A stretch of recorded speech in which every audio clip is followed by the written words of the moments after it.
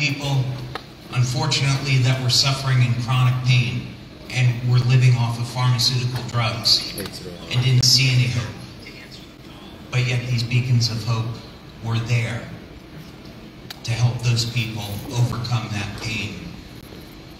This is an enormous calling in life. It's something that we're really all compelled to do. There was this man that lived 2,000 years ago. His name was Jesus Christ. He asked us to do one thing very simple, which is to love others.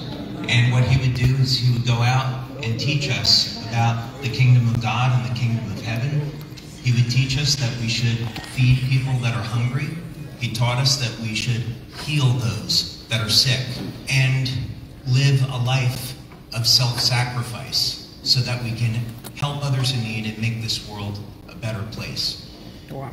And that's what I think of when I think of these leaders. That they're there to be these beacons of hope. They're there to help people in need. They're there to be an example. And they're there to show that this world that we live in can be an amazing place.